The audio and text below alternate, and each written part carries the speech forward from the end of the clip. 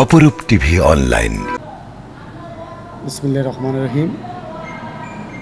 আমি উত্তর পাহাড়তলী ওয়ার্ড যুবদলের সাবেক আহ্বায়ক, ৯ নং উত্তর পাহাড়তলী ওয়ার্ড যুবদলের পক্ষ থেকে হিন্দু ধর্মীয় ভাইদের জানাচ্ছি শারদীয় শুভেচ্ছা এবং এই পূজা মণ্ডপে আমরা আমাদের উত্তর পাহাড়তলী ওয়ার্ড যুবদলের পক্ষ থেকে, বিএনপি পরিবারের পক্ষ থেকে আমরা সর্বোচ্চ সহযোগিতা করব এবং পূজা যেন সুন্দরভাবে হয় আমরা সেদিকে দৃষ্টি রাখব এবং আমাদের নেতা আগামী দিনের রাষ্ট্রনায়ক তারেক রহমান সাহেব পক্ষ থেকে এবং চট্টগ্রাম মহানগর যুবদলের সাবেক সভাপতি প্রিয় নেতা মোশাররফ দীপ্তি ভাইয়ের পক্ষ থেকে উত্তর পাহাড়তলী ওয়ার্ড সমস্ত হিন্দু ভাইদেরকে জানাচ্ছি শারদীয় শুভেচ্ছা।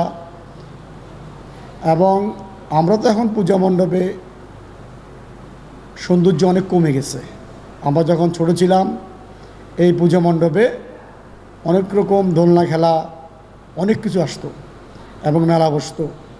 আমরা ছোটোবেলা থেকেই এই পূজা মণ্ডপে আমরা যেতাম এবং আমাদের পাশে হিন্দু পাড়া আছে, আমরা আমাদের বন্ধুবান্ধব আছে হিন্দু, আমরা ক্লাসমেট, আমরা একসাথে ওদের বাড়িতে যেতাম এবং ওদের সাথে আমরা খেলতাম।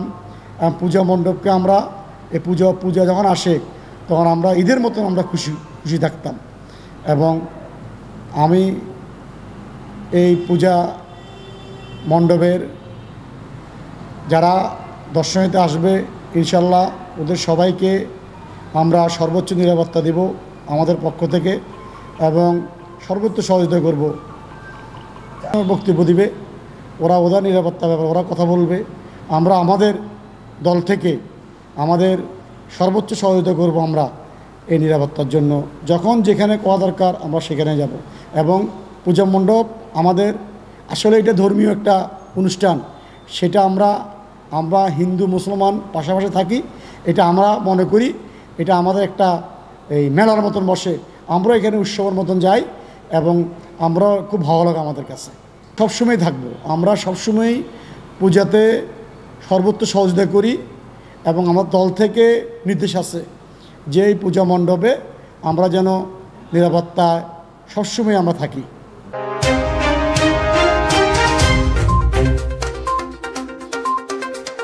অপরূপ টিভি।